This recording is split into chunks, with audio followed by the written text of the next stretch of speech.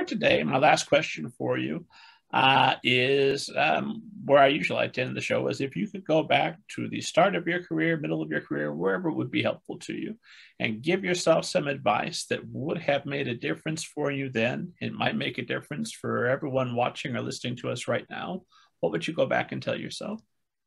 Oh man.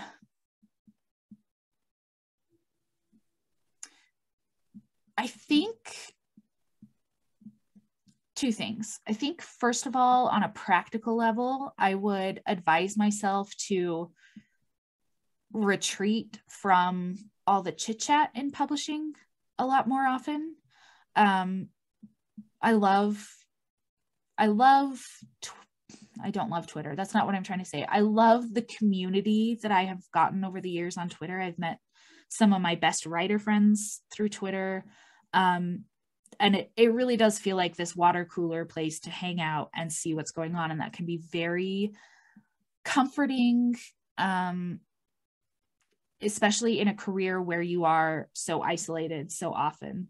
But it is a tough habit to break, to feel like I constantly need to be connected or else I'm going to be forgotten about. And I think if I could go back and tell myself maybe around like 2018, go ahead and disconnect, go ahead and let that happen, because first of all, the connections are not actually severed. If you step back, the people who most people will be happy to still hear from you, or they'll see your books and still think about you. But also a lot of those connections are not actually connections in the first place. So just to step back and retreat into the writing more and make that the practice, to let that bubble happen. Like I think many of us writers daydream about, like a writer's shed or a writer getaway where like, oh, you can just leave everything behind and just like write and not focus on the world or publishing or who sold what book. Well, you can do that right now. You can do it right now. You can put down your device and you can choose to live and to write in a bubble. I mean, even like 2 hours a day. There's a great book by Jeff Tweedy, who's the lead singer and creator of the band Wilco. He wrote a book called How to Write One Song. It's so good. It's not just about songwriting. Highly recommend it. He talks about the disappearing.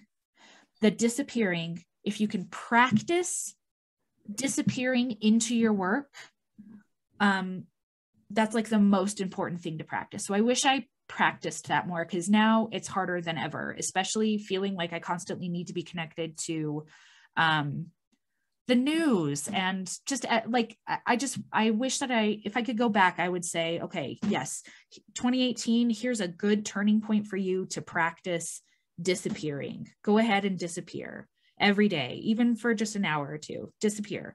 But the other thing that I would validate, something that I have always known and always forget and have to remember that I already know, which is it's really just all about the books. It is. At the end of the day, it's all about the writing. And like, whenever I choose writing or choose books, I never regret it. And it's always the right answer. And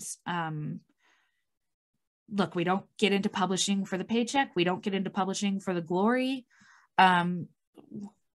If you do, you're going to be very disappointed, I think. I'm here for the stories and for the writing, and that is reason enough. And it's hard work, and it will always be more work than I will get credit for, which is hard. I'm a gold star generation kid. I want all the credit, but that's the wrong career if I need all the pats on the head for all the work that I've done. But none of that matters when I remember, oh, I'm here to write.